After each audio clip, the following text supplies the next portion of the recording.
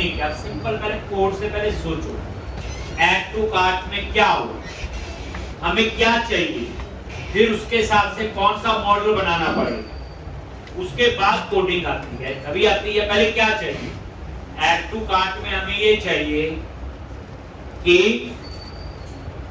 जो पर्सन खरीद रहा है उसका एक पर्सनल कार्ट बनेगा और उस कार्ट में जो जो चीज उसने खरीदनी है वो ऐड कर ले। Amazon वगैरह पे जाओ, ठीक, या उसका भी एग्जांपल लो। कभी हम किसी मॉल पे कहीं जाते हैं, सामान लेना होता है कुछ, तो एक बास्केट में 10-12 चीजें डाल देते हैं, वो कार्ट है। एंड में जब बिलिंग करनी होती उसमें से 2-4 निकाल भी देते, फिर वो खरीदते, वो ऑर्डर। तो कार्ट जो है हम उसकी बात कर रहे हैं, तो उस कार्ट को कैसे मेंटेन करेंगे, उसका डेटा, तो उसके लिए हमने एक मॉडल बनाया शॉपिंग कार्ट। अब उसमें 2 मेजर चीजें थी, क्या, कौन किसका कार्ट है, दैट इज यूजर आईडी, दूसरा उस कार्ट में क्या ऐड कर रहा है, दैट इज प्रोडक्ट आईडी, और तीसरा काउंट। बस एक मैंने ये लिया। कल को आपको रिक्वायरमेंट ये हो कि ये कार्ड किस डेट को बना, तो डेट भी ले सकते हैं, जैसे हमने ऑर्डर में ली है। तो इसका मतलब ये नहीं कि हमारा गलत है, रिक्वायरमेंट है। अगर आपको ये भी मेंटेन करना है कि शॉपिंग कार्ट में किस डेट को कौन सा ऐड हुआ, एक उसी डेट वाला कार्ट मैंने अपडेट करना है, आएगा आगे सारा। तो मतलब कहने का फिर हमने वो मॉडल बनाया। उस मॉडल में 2 चीजें जरूरी थी, एप्लीकेशन यूजर आईडी और प्रोडक्ट। ठीक, फिर हमने जब उस कार्ट में ऐड किया तो पहले चेक किया लॉगिन है भी कि नहीं, तो ऑथराइज लगा दिया, हमारी कहानी वहीं से खत्म हो गई। फिर हमने क्या किया, जब हम उसे कार्ट में ऐड कर रहे तो जिस यूजर ने लॉगिन किया उसका यूजर आईडी उठाया, उसको शॉपिंग कार्ट में ऐड कर दिया, और उसके बाद एक छोटा सा चेक लगा दिया कि अगर उस यूजर के कार्ट में जो प्रोडक्ट आप ऐड कर रहे हो पहले से ऐड है तो उसका काउंट प्लस कर दे, अदरवाइज उसे कार्ट में ऐड कर दे। अब इसके लिए कहीं प्रोग्रामिंग नहीं चाहिए, हम लोग जोर देते हैं कोडिंग पे, वो कोडिंग गलत होगी, कोडिंग गलत होगी, कोडिंग ही गलत होती, वो तो हम ही लिखते हैं गलत, क्योंकि हमने सोची ही नहीं होती। किसी क्लाइंट से आप बात करते हो, कोडिंग थोड़ी बताते कि तेरे प्रोडक्ट में ये चीज होगी, ऐसे ऐसे होगी, हम ये चीज करके देंगे, उसका रिजल्ट ये आए, ऐसे बताते हो। तो इसलिए बच्चे जो चीज बनाने जा रहे हैं उससे पहले उसकी पैटर्न पूरी होनी चाहिए। अब ये देखो, होम पेज पे है, डिटेल पे क्लिक किया, आगे। अभी हमने लॉगिन नहीं किया हुआ, देख लो, ऐड टू कार्ट पे क्लिक किया, अब लॉगिन कर ले, विकास हैश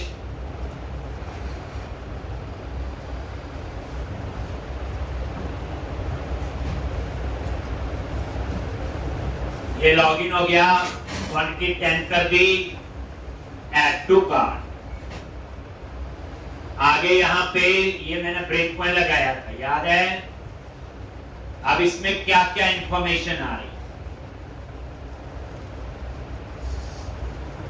ये देखो, एप्लीकेशन यूजर आईडी नल, क्योंकि अभी तो यूजर बताया नहीं कौन शॉपिंग कर रहा है। नीचे काउंट 10 ठीक है, और प्रोडक्ट आईडी ठीक आ गया, प्राइस नॉट मैप्ड है अभी, इसमें आईडी 0 आ रहा है, that is shopping cart ID. एक, तभी मैंने उसको 0 किया हुआ, क्योंकि आईडी क्या आपकी, ये प्रोडक्ट आईडी अलग चीज है, और ये शॉपिंग कार्ट आईडी नहीं, तो ये 0 होता है, बताइए। आईडी प्राइमरी की है ऑटो, तभी मैंने इसको यहां पे 0 किया हो। F10 आगे, अगर ये वैलिड है, इनके अंदर गया, और ये 2 लाइन क्या कर रही, जिस यूजर ने लॉगिन किया उसकी आइडेंटिटी उठाई। अगर ये नल है, नल कभी हो ही नहीं सकता क्योंकि बिना लॉगिन आप इस मेथड को एक्सेस ही नहीं कर सकते, ऊपर ऑथराइज लगाया हो। एक F10 और ये देखो शॉपिंग कार्ट में जो एप्लीकेशन यूजर आईडी नल था, ये देखो अब इसमें क्लेम डॉट वैल्यू से क्या आएगा, दैट इज यूजर आईडी किसका, जिस यूजर ने लॉगिन किया हो। देन हो गया जी। तो अब अगर आप चेक करें जो शॉपिंग कार्ट मॉडल है तो उसमें आपका यूजर आईडी भी आ गया जो ऊपर नल आ रहा था। एक कौन बंदा इस कार्ट बना रहा है उस यूजर का। और यहां पे क्या किया हुआ, चेक किया है हमने कि पहले से ऐड तो नहीं है, तो यहां दो कंडीशन लगाई है, जिस यूजर ने लॉगिन किया हुआ एंड वही सेम प्रोडक्ट। अगर ये पहले से इसमें ऐड है तो नल नहीं होगा, अगर नल है तो इसका मतलब इस यूजर के कार्ट में ये प्रोडक्ट ऐड नहीं है। हमारे केस में अभी नल है और F10 क्या हुआ, ऐड। अब इसने ऐड कर लिया कहां पे, शॉपिंग में, और ये सेव हो गया। और उसके बाद कहां जाएगा, एक, और यहां पे ये आ।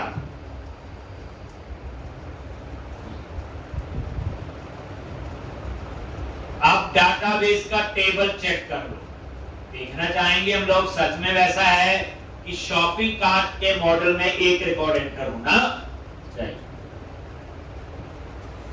आगे यहां पे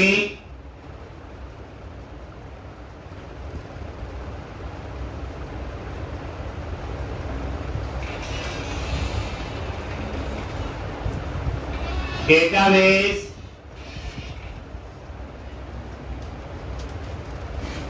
और यही है DB-ecom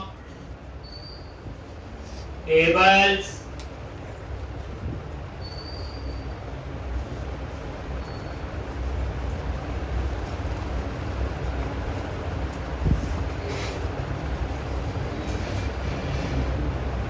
अब यहां पे कौन सा है, शॉपिंग कार्ट। राइट क्लिक किया, व्यू डेटा, और ये नजर मार, ये शॉपिंग कार्ट आईडी बनना गया and this is your user ID जिसका कार्ट है आ गया, और ये प्रोडक्ट आईडी और क्वांटिटी है। ठीक है जी, चलो अब आगे चलते हैं।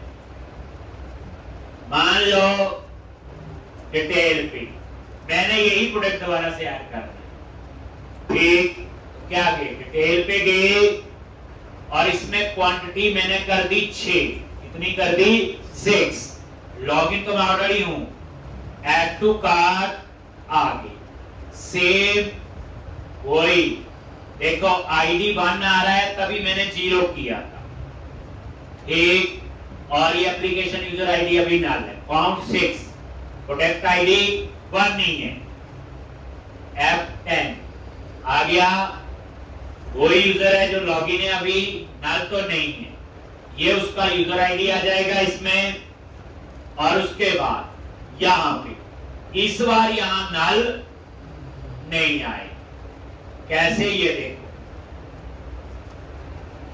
शॉपिंग कार्ट से ये वो यूजर आईडी आ गया, काउंट उसका 10 आ गया, shopping cart ID 1, product ID 1, तो ये नल तो नहीं है, ठीक। तो कहां गया, एल्स में। और ये देखो अभी इसमें काउंट कितना है, 10, और यहां कितना है, 6, तो F10 कितना हो जाएगा, 60, और ये से, ठीक। अब आपको देखना है, ये लो रिफ्रेश करो, यही अपडेट होके कितना हो गया, 60, क्योंकि मैंने क्या किया, कोई प्रोडक्ट दोबारा ऐड कर दिया, ठीक। अब दोबारा से देखो, ये नहीं आया, मान लो ये है, डिटेल पे गए, ठीक, 11 क्वांटिटी दे दी, ऐड टू कार्ट, तो F10 इस यूजर के कार्ट में अब ये वाला प्रोडक्ट ऐड नहीं है, तो नल है, तो क्या हुआ, ऐड, सेव और ये हो गया जी। अब आप चेक करोगे तो यहां पे रिफ्रेश करो, एक और शॉपिंग कार्ट में ऐड हो।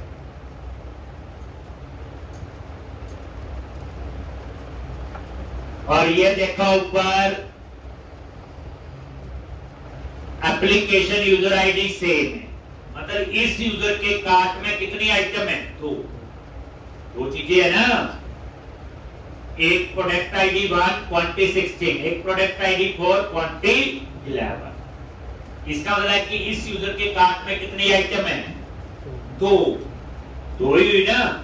एक अगर एक और ऐड करनी है, लो ये वाली पे क्लिक करते हैं, डिटेल, क्वांटिटी 14, ऐड, दोबारा से यहीं पे आगे बताइए आप, नया ही है, ऐड, सेव, ये लो ठीक। और ये चेक कर लेते हैं और इसको हम हटा भी देते हैं, ब्रेक पॉइंट हटा दिया और रिफ्रेश। आगे 3 हो गया जी। यूजर आईडी तीनों का सेम है क्योंकि जिस यूजर ने लॉगिन किया उसका कार्ड पर, ठीक। अब हम क्या चाहते हैं, ये तो कोड का लिख दिया था, जो चला के बताया मैंने। अब अगली रिक्वायरमेंट देखो, हमें क्या चाहिए, इसे सारा क्लोज करो, पहले रिक्वायरमेंट सोचो, फिर हम कोड करें। यही तो करना होता है क्योंकि आप कोडिंग का रट्टा नहीं हो सकता। देखना आगे आगे, आप ऐसे नहीं सोच सकते मैंने ऐसे लिखा और आपने भी ऐसे लिखा। पहले आपको पूरी कहानी समझनी पड़ेगी। अब हम क्या चाहते हैं यार, मैं चाहता हूं जैसे लॉगिन किया विकास, और यहां पे क्या हुआ, लॉगिन पे क्लिक किया, आ गया यहां पे। मैं चाहता हूं जैसे विकास ने लॉगिन किया, यहां पे एक बास्केट सी आ जाए और उसमें लिखा हो इसका काउंट कि विकास के कार्ट में कितनी आइटम है, 3 है ना, देखते नहीं यहां पे, कोई यहां लगा लेते हैं, कोई यहां, वो आपकी मर्जी। ये काम मैंने कर, ठीक। तो अब ये जो नैप बार है, ये तो लेआउट वाले पेज पे है। कहां पे है? लेआउट पे, ठीक। वो पेज अलग, होम पेज अलग, ऐसे अलग अलग पेज है। तो अब आपको ये सीखना है कि एक ऐसा वेरिएबल चाहिए जिसको किसी भी पेज पे मैं एक्सेस कर पाऊं। तो सिंपल वेरिएबल तो नहीं हो सकता क्योंकि सारे पेज क्या होते हैं, ये स्टेटलेस होते हैं। क्या होते हैं ये? स्टेटलेस। मतलब ये है रिक्वेस्ट सर्वर पे जाएगी, स्टेटलेस का मतलब होता है जितनी बार रिक्वेस्ट सर्वर पे जाती है, पेज उतनी बार नया बनता है, नया बन के आता है, उस पेज पे जितने वेरिएबल होंगे सबका डेटा लॉस्ट हो जाता है। क्या हो जाता? लॉस्ट। इसलिए हम इसको क्या कहते हैं? Stateless page. सारे वेब पेज, चाहे जावा में बने, चाहे पाइथन, चाहे पीएचपी, जिस मर्जी में, सारे वेब एप्लीकेशन में जो वेब पेज होते हैं वो स्टेटलेस होते हैं। स्टेटलेस का मीनिंग होता है जब भी रिक्वेस्ट सर्वर पे जाती है, एप्लीकेशन सर्वर पे होती है, क्लाइंट साइड पे वो नई एचटीएमएल बन के आती है, उस पेज पे अगर आपने कोई नॉर्मल वेरिएबल लिया होगा उसका डाटा लॉस्ट हो जाता है। पर हम तो जितनी मर्जी बार सर्वर पे जाएं, कार्ट का काउंट तो आना ही चाहिए ना। तो उसके लिए हम आज यूज करेंगे सेशन वेरिएबल। कैसे सेशन वेरिएबल लेंगे? तो in session variable we can store string data as well as objects. हम इसमें स्ट्रिंग डेटा भी स्टोर कर सकते हैं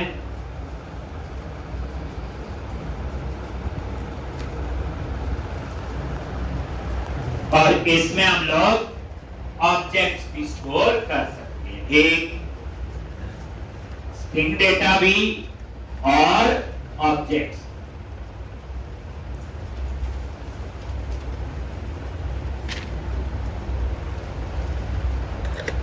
एक तो स्ट्रिंग डेटा भी और ऑब्जेक्ट। और सेशन का स्कोप होता है आपका through out the session. Through out the session कितना होता? जब आपने कोई एप्लीकेशन ओपन की और जब आपने बंद की, वो पूरा एक सेशन। जैसे अभी आपने याहू ओपन करो, 1 घंटा आप काम करते रहे, बंद कर दी, देन वो पूरा सेशन। ठीक है जी।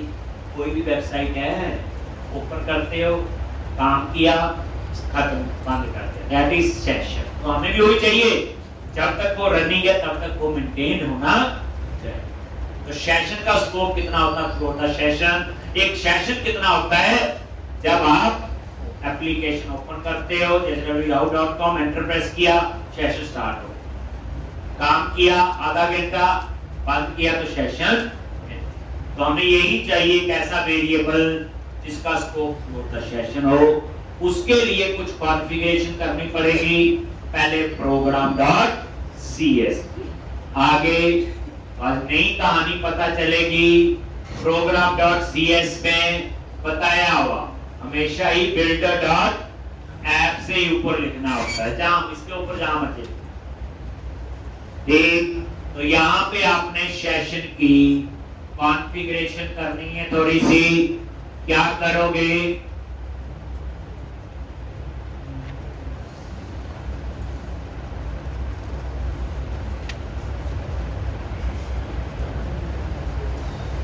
तो यहां पे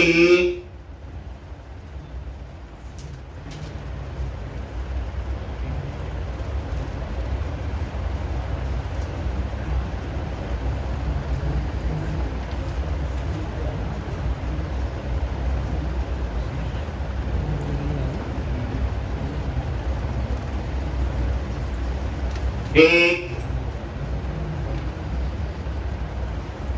तो इस तरह से builder.service.add session,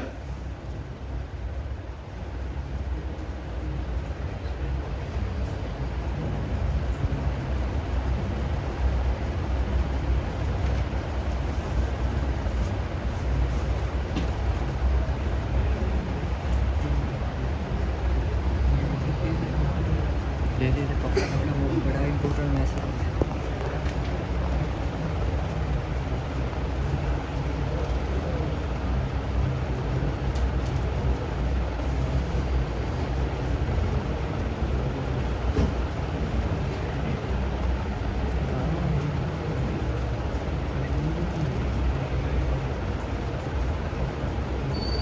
एक builder.service.add session,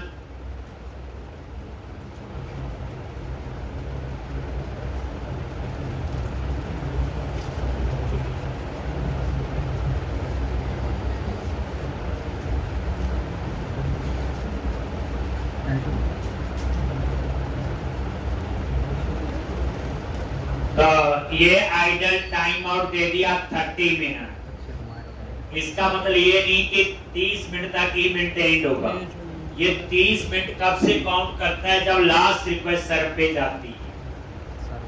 जैसे मान लो आपने एक एप्लीकेशन ओपन की, लॉगिन करके बैठे हैं, आधा घंटा कोई एक्टिविटी नहीं की, वो आइडल पर है, फिर रिफ्रेश करोगे तो मैसेज आ जाएगा your session has been expired. कई बार आता होगा, ये वो एक्सपायरी टाइम है।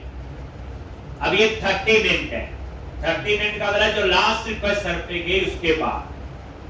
आप कभी नेट बैंकिंग यूज करते हो, बैंक की, वहां आप लॉगिन करो, वहां तो मेरे ख्याल से आप 30 सेकंड भी कोई हलचल ना करो उसके ऊपर, तभी सेशन डिस्ट्रॉय हो जाता है। आज सेशन एक्सपायर थी लॉगिन। तो ये वो टाइम है, डिपेंड करता है किस तरह की एप्लीकेशन है। तो ये सेशन का एक्सपायरी टाइम होता है। बाय डिफॉल्ट 30 मिनट दिया हुआ, हम इसे कम ज्यादा कर सकते हैं एज पर रिक्वायरमेंट। ठीक, लेकिन ये टाइम कब से काउंट होता है? जब लास्ट रिक्वेस्ट सर्व पे जाती है। ठीक, ये नहीं जब लास्ट सेशन को नहीं। जैसे मान लो आपने वेबसाइट खोली, किसी लिंक पे क्लिक किया, उसके बाद आप पढ़ रहे, कहीं क्लिक नहीं किया, पढ़ते पढ़ते आधा पौना घंटा हो गया, फिर उसको रिफ्रेश करोगे तो मैसेज आ जाएगा your session has been expired. अब तक कई बार देखा होगा, ये वही टाइम होता है। अब कईयों में 1 घंटा होता, 2 भी होता है, डिपेंड करता है क्या एप्लीकेशन है।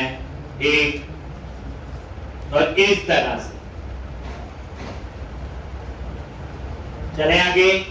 ये सेशन हमने कॉन्फ़िगर कर दिया। अब आप क्या करो, सेशन के लिए की बनानी है।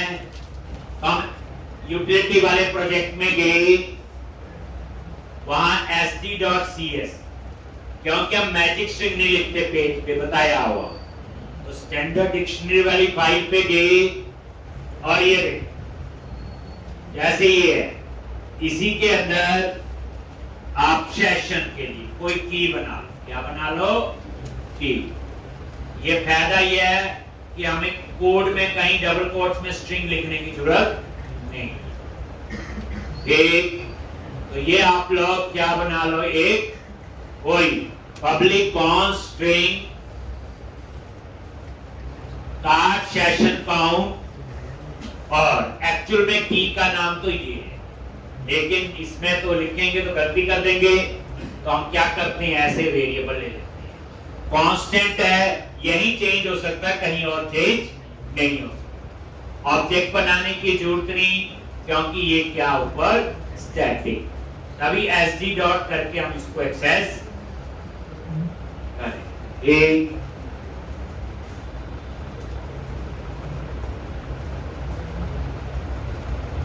अब आपका नेक्स्ट स्टेप होगा कि काउंट जो है वो कहां पे डालेंगे।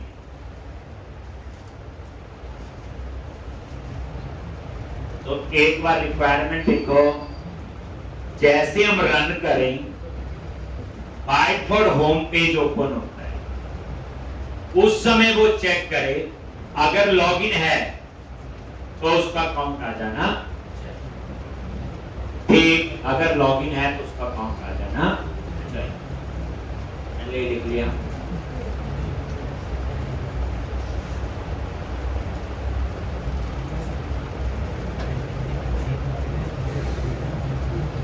अब यहां पे इसे रन करके देखो एक बार।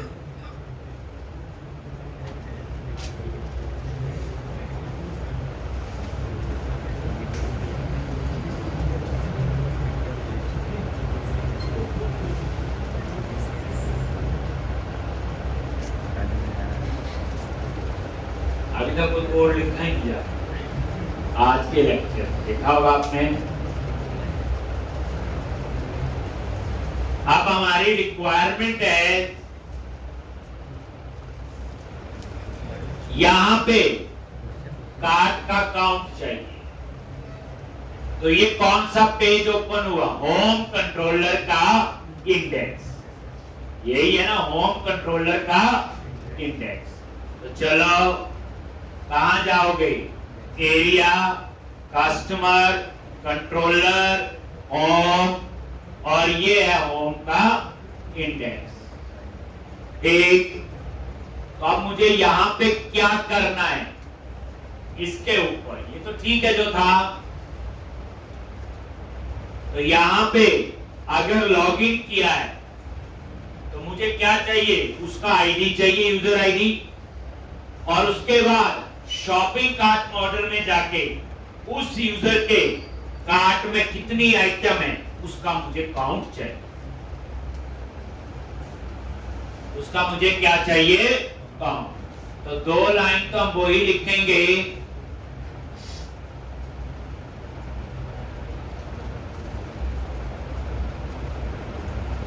एक तो सबसे पहले वही यूजर के लिए where claims, ये तो वेरिएबल का नाम है, कुछ भी रख सकते हो, टाइप कास्ट कर दिया, क्लेम्स आइडेंटिटी, किसको, यूजर की आइडेंटिटी, जिस यूजर ने लॉगिन किया, और where, अब मुझे इसका क्या चाहिए, क्लेम्स, और यहां पे claims identity dot find first, और इस तरह से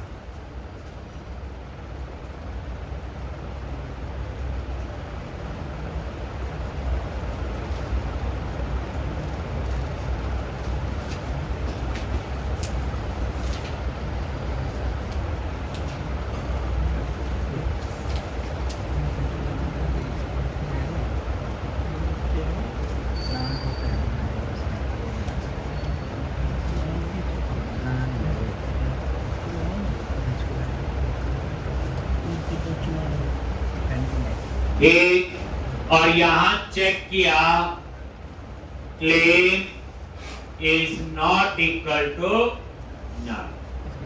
अगर ये नल नहीं है तो यहां पे आएगा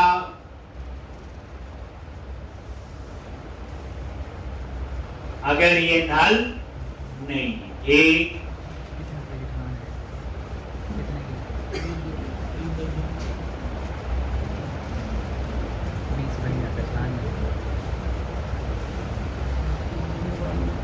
दिल्ली के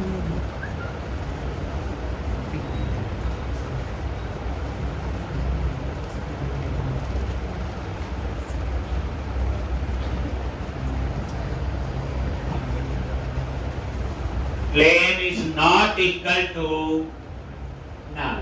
अगर ये नल नहीं है इसका मतलब लॉगिन है, यही हुआ ना। अब मुझे कार्ड का काउंट चाहिए। ठीक, एक वेरिएबल ले लिया काउंट और underscore context dot shopping cart dot get all, और यहां पे कंडीशन लगाओगे जिस यूजर ने लॉगिन किया हो। तो shopping cart dot application user ID और claim dot value dot to less dot count. ऐसे ये चलना। ठीक, dot to less dot count. देखो ये जो इंडेक्स पेज है होम कंट्रोलर का, इसके पे तो लॉगिन करके भी आ सकता बंदा, बिना लॉगिन भी आ सकता है। इसलिए मैंने चेक किया जिस यूजर ने लॉगिन किया, पहले चेक किया लॉगिन है भी कि नहीं। अगर नॉट इक्वल टू नल है तो लॉगिन तो है। फिर क्या किया, एप्लीकेशन यूजर आईडी और जिस यूजर ने लॉगिन किया हो, और यहां पे उसका क्या उठा लिया, काउंट। तो इससे पता चलेगा इस कार्ट में कितनी आइटम है। ये काउंट वो नहीं है, क्वांटिटी। कार्ट में कितनी आइटम है इस यूजर के। हमारे केस में जो विकास यूजर है उसके कार्ट में 3 आइटम है, ये काउंट मुझे 3 देगा उस केस में। उसके बाद हम इसको स्टोर करेंगे सेशन के अंदर, नहीं तो ये तो लॉस हो जाएगा। उसके बाद जो मैंने समझाई, तो http context dot session dot set int 32, integer है ना काउंट, स्ट्रिंग है तो स्ट्रिंग लिख दोगे, और sd डॉट सेशन वेरिएबल का नाम, ये वही उठा लिया जो मैंने यूटिलिटी वाले में दिया था, और क्या लिखेंगे यहां पे, काउंट लॉन्च। और इसको अब आप चेक कर लो, यहां पे ब्रेक पॉइंट लगाते हैं। अगर लॉगिन नहीं है तो ये वाला कोड चलेगा ही नहीं, ये नीचे वाला तो आपका चलेगा। तो जल्दी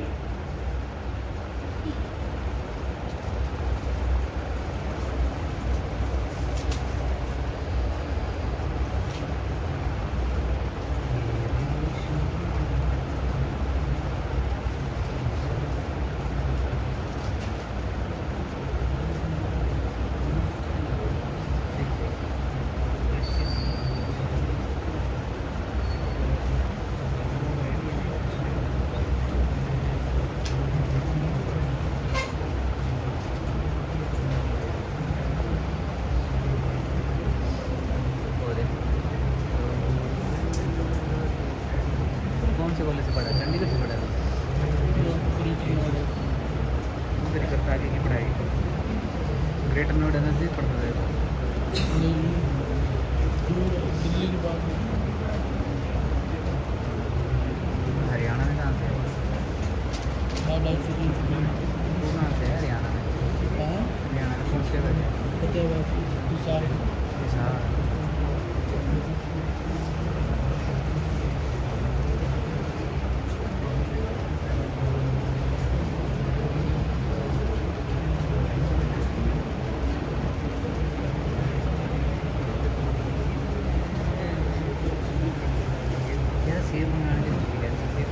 एक अब यहां पे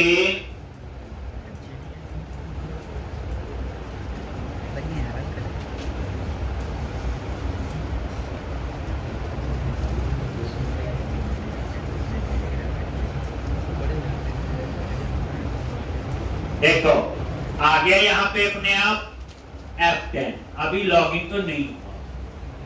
एक ये आ गया सीधा बात, और ये जैसे चल रहा था पहले, और ये चल रहा।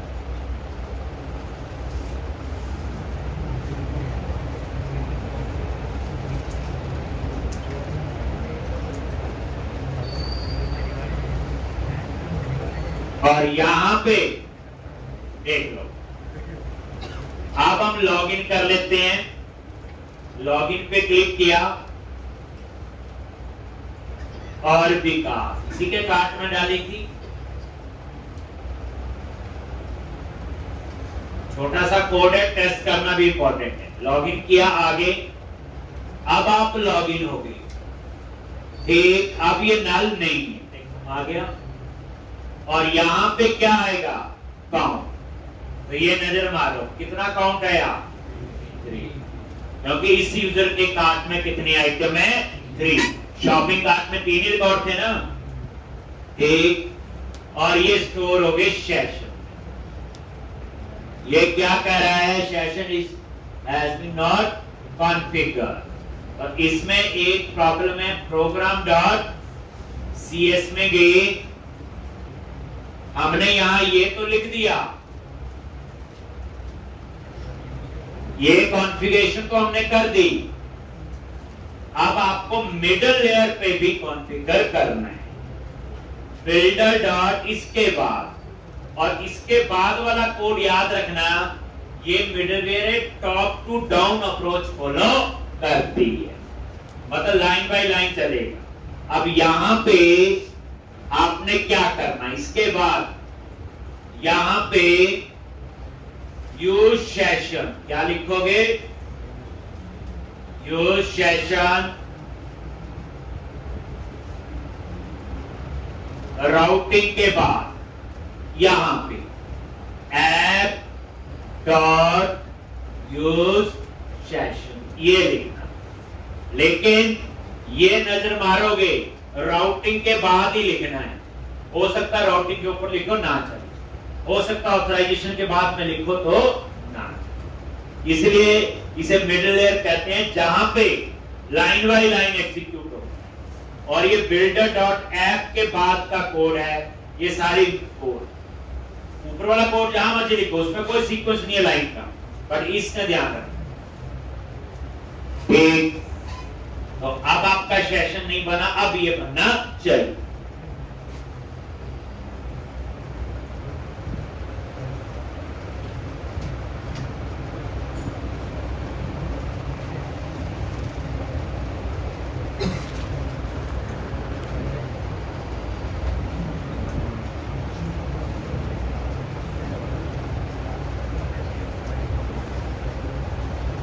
देखो आ गया, अभी तो लॉगिन नहीं है, तो सीधा ही बाहर आ जाएगा।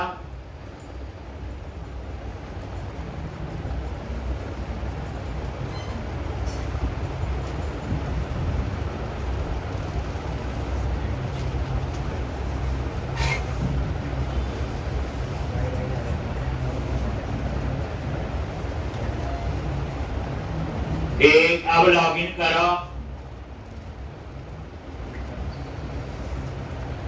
और यहां पे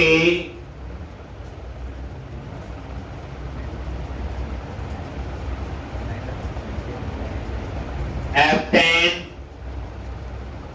और ये देखो काउंट कितना आ गया? 3। काउंट कितना आ गया? 1। और ये लॉजिक, अब ये सेशन वेरिएबल बन F10। अब मैं इसको पूरे प्रोजेक्ट में एक्सेस कर सकता हूं, ये कह रहा है। तो अभी ऐसा ही आ जाएगा।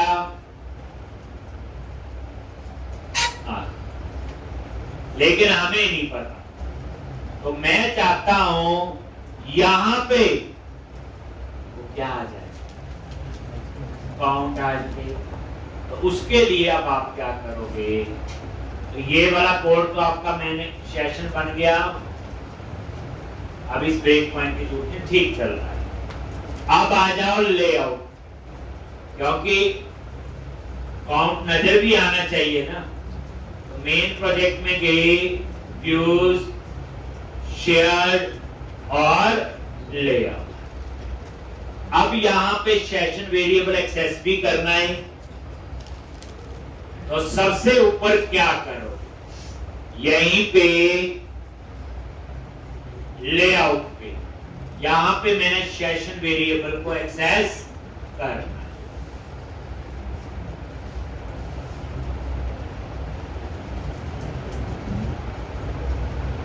एक तो यहां पे सबसे पहले देखोगे नहीं थी इंटरफेस,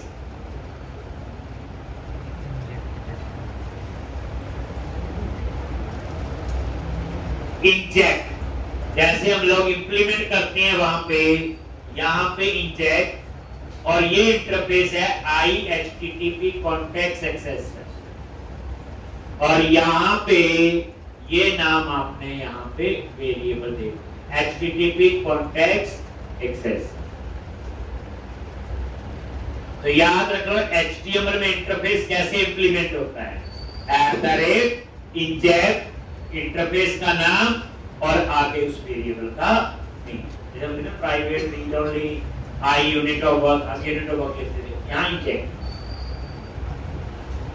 ये किसके लिए है, सेशन को एक्सेस करने के लिए। और यहां पे एक आपको name space using Microsoft.ASP.NET Core.HTTP जो हम लिखे थे वहां पे set in 32, वो इस नेम स्पेस में ही है, Microsoft.ASP.NET Core.HTTP। हम बात कर रहे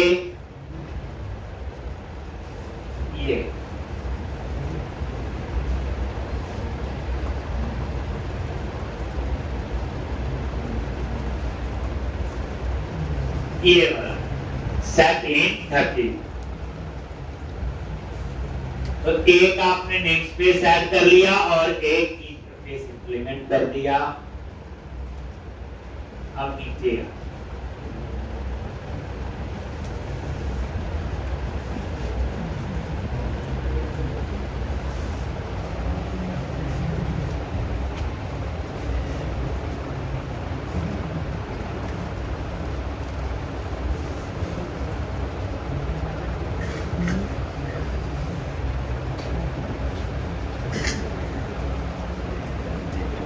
एक यहां आगे, तो जो हो रहा है वो तो ठीक है, उसके बाद ही लिखना है यहां पे। एक मेन्यू में चाहिए ना ऊपर, हमारी रिक्वायरमेंट क्या है, जो ऊपर मेन्यू है, तो ये मेन्यू बने हुए हैं, जैसे ऊपर देखो होम, अबाउट जो भी थे, ये हमने रोल बेस काम किया था, कंटेंट मैनेजमेंट, और ये यूजर और कंपनी। तो इसके बाद यहां पे अब आपने क्या, सेशन वेरिएबल से काउंट चाहिए और उस काउंट को डिस्प्ले करना है। कहानी सिर्फ इतनी, सेशन वेरिएबल से क्या चाहिए, काउंट। एक तो पहले हम चेक करेंगे सेशन बना भी है कि नहीं, तो उसके लिए वो यहीं पे आगे @,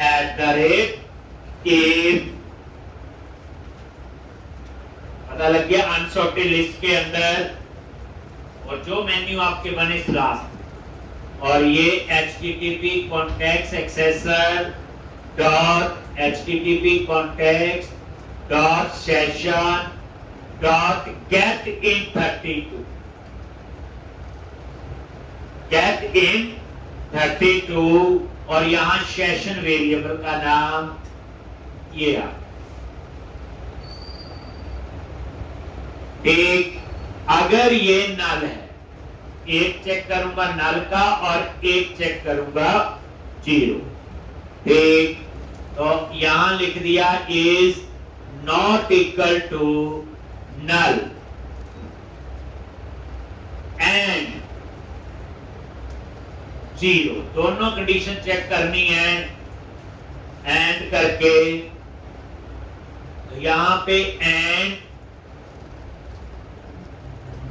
और वही http context dot http context dot session dot get in32 sd dot वही ss is not equal to 0।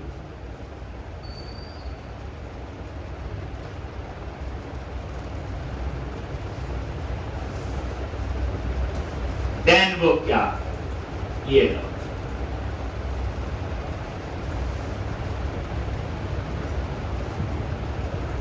पहले ये कंडीशन समझो, क्या कंडीशन लगाई,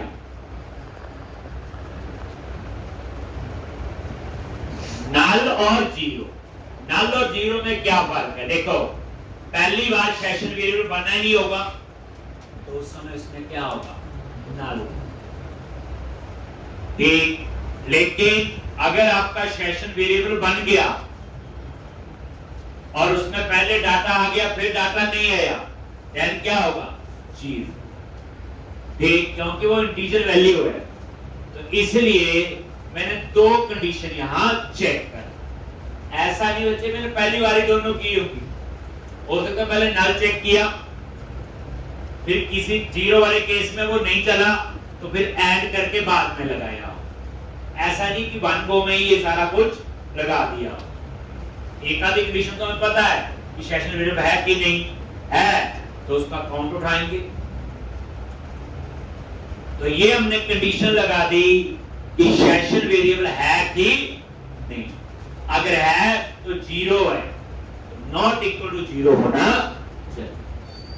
तो यहां पे फिर आपने क्या करना है, एक काउंट वेरिएबल लेके उसमें सेशन का काउंट, where काउंट कैसे, context dot session dot get in32 sd dot this, और ये काउंट का कैट होता है ना, स्टोर करने के लिए क्या होता है सेट, रीड करने के लिए क्या होता कैट।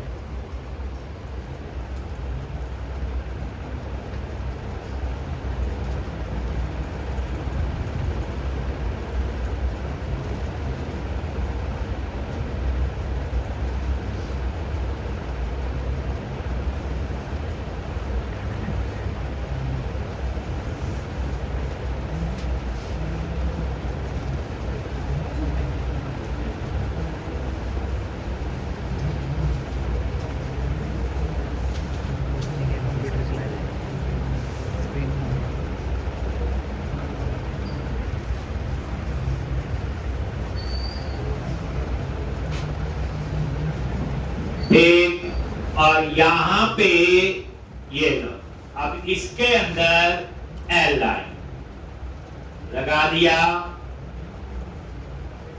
और यहां पे मैंने एक एंकर टैग लगाना है। लो, anchor tag ASP icon area, area कौन सा है, कस्टमर, और ASP आइकन कंट्रोलर। ये मैं एक नया कंट्रोलर बनाना अभी बनाया नहीं, कार्ड कंट्रोलर, और ASP आइकन एक्शन, और उसका नाम है इंडेक्स। ये मैं अभी बनाऊंगा, और ये ऐसे, और इस पे बूटस्ट्रैप की क्लास भी अप्लाई कर दो। तो यहां पे क्लास nav आइकन लिंक, और टेक्स्ट जो होगा इसका क्या आना चाहिए, वाई। ये मैंने लिख दी। और यहां पे फॉन्ट हमेशा कौन सी क्लास है इसके लिए, तो इसके लिए अलग क्लास है FAS FA hyphen shopping cart, FAS FA hyphen और यहां पे शॉपिंग कार्ट, और यहां पे ये स्पेस और ब्रैकेट में क्या आ जाना चाहिए, @count, और ये आपका काउंट इसमें आ जाए।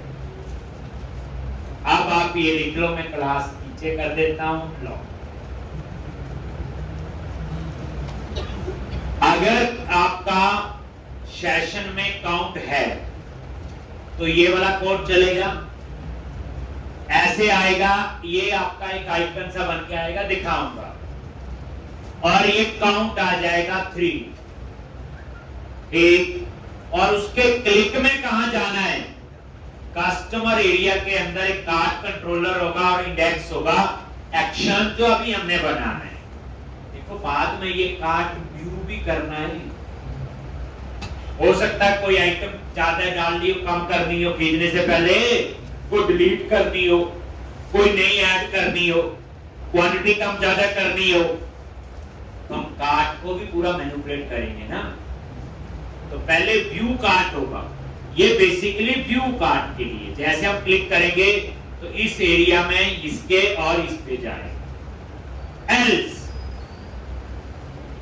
अगर ये ऐसा नहीं है, मान लो कार्ट में उसके कोई आइटम नहीं है, तो लुक एंड फील तो ऐसी चाहिए, तो यही LI उठा लो, बस उसके क्लिक में कहीं नहीं जाना। क्या करना आपको, उसके क्लिक में आपको कहीं पे भी नहीं जाना। बस मतलब ये है कि यहां पे ये कुछ नहीं लिखना, बस बूटस्ट्रैप की क्लास, और यहां पे लिख दो जी, मतलब लुक वैसी रहेगी, पर इसके क्लिक में कुछ होगा नहीं। ये इसके एल्स में लिख,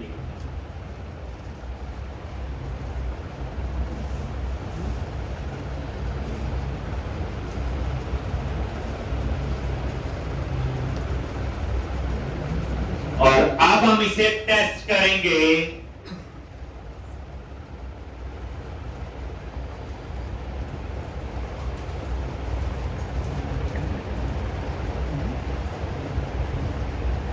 इसमें असाइनमेंट मिलेंगे कल।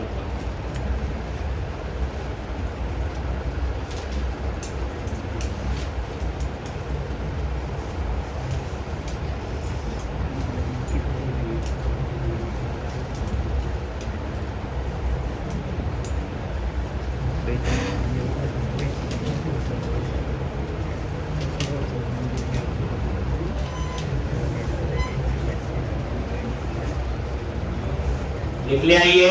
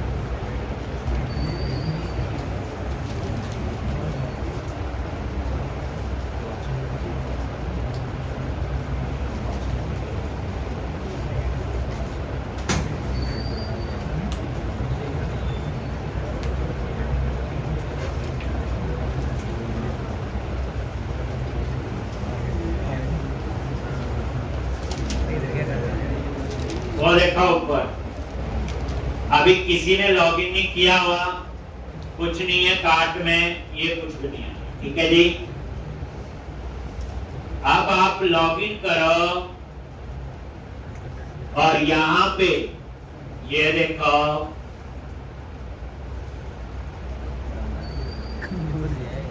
लॉगिन किया, कितना आ गया, समझा गया। अब उसके बाद आ रहा है 3, जब हम इस पे क्लिक करेंगे तो फिर ये कोड बाद में आएगा, ये होगा व्यू कार्ड। अब उसके बाद ये 3 आ रहा है, ठीक है। अब जैसे मैं लॉग आउट पे क्लिक करूं, लॉग आउट तो हो गया, लेकिन यहां फिर 3 आ रहा है। क्या आना चाहिए, 0। क्या करो,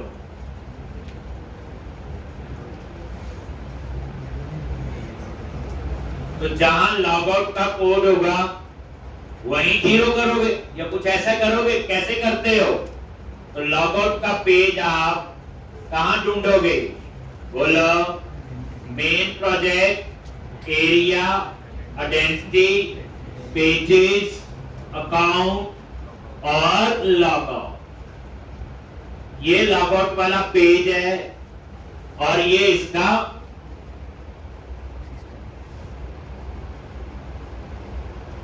ये कोड है लॉग आउट वाला। और इस लॉग आउट वाले पेज पे आ जाओ, ये ऑन पोस्ट जहां लिखा हो यही है। यहां पे क्या लिखोगे बताओ, जगह मैंने ढूंढ दी। लॉग आउट पे क्या सेशन होना चाहिए, 0। आप पता नहीं क्या सोचने लग पड़े। http context.session.set in 32 sd dot, क्या लिखोगे, sd, की का नाम ss और बस ओके। सेशन वेरिएबल को 0 सेट कर, कई जगह करना पड़ेगा। जैसी जैसी डिमांड आएगी हम वैसे वैसे कोड को चेंज करेंगे। लॉग आउट के ऑन पोस्ट 1,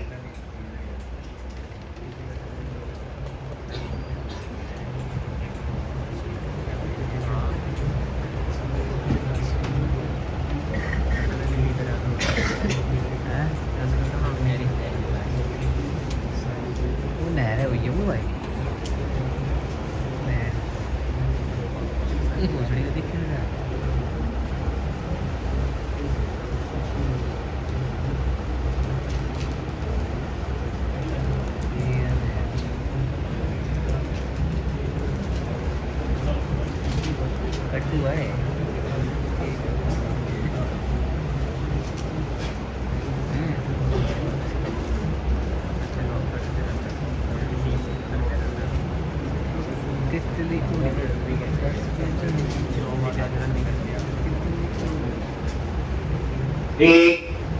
अब ये देखो, लॉगिन किया और ये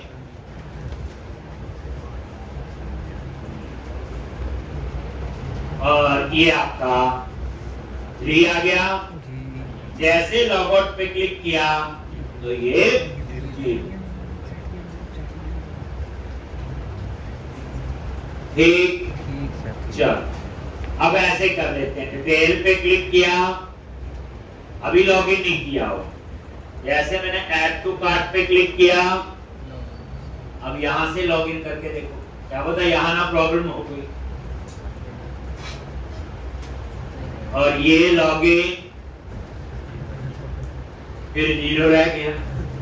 लॉगिन तो हो गया विकास से, अब कहां लिखना है,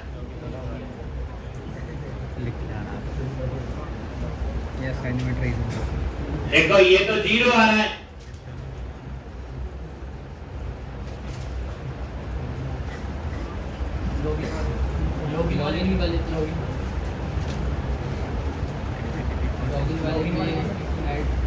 लॉगिन होने के बाद कहां आ रहा है, कार्ड प्ले कहां आ रहा है, कार्ड तो बनाया नहीं है। जैसे मैंने ऐड टू कार्ट पे क्लिक किया लॉगिन हुआ और वापस इसी पे आया ना, ये कौन सा पेज है? डिटेल। डिटेल पे है ना, तो ये डिटेल है। ये पहले जो आ रहा था वो होम है, तो इसमें ठीक आ रहा है। ठीक, तो क्या करोगे? होम कंट्रोलर के डिटेल पे, डिटेल का हमने बनाया हुआ, जैसे आप लोग यहाँ आते हो, इसकी बात कर रहे, तो यहीं पे ऊपर ना पता चले, आंख बंद करके सोचना नहीं, ब्रेक पॉइंट लगा ले। ऐसे होगा, नींद ही बढ़ जाए सोचते सोचते। ये लो जी, ब्रेक पॉइंट कितनी अच्छी चीज है। रन करो, जगह मिल गई, कोड तो पता हमें, क्वांटिटी चाहिए और सेशन में स्टोर करना है, और पता नहीं कितनी जगह होगा। इसे कहते हैं टेस्टिंग, कि प्रॉपर हो पा रहा है कि नहीं। ये देखो किस केस में नहीं चला, हमारा कौन सा केस नहीं चला, यहां से नहीं लॉगिन किया, डिटेल पे क्लिक किया, ये देखो अभी ठीक है, जो आ रहा था ये तो ठीक है, आ गया। अब पंगा पड़ा था इसके ऐड को काट के, जैसे क्लिक किया लॉगिन पे आ गई, और यहां पे ये और क्या लिखा, ये लॉगिन हो गई, आ गया वहां पे। अब यहां लिखा होना चाहिए, लेकिन हमने यहां पे नहीं लिखा है, तो इस वजह से ये देखो 0 आया। जो हमने लिखा हुआ होम के इंडेक्स पे, तो 3 आ रहा है। एक लिखना है, करना आप लोग, तो ये हम लोग कल बच्चे, कई बार तो छोटी छोटी चीजें हैं ये, पूरे प्रोजेक्ट में कैसे ये मैंने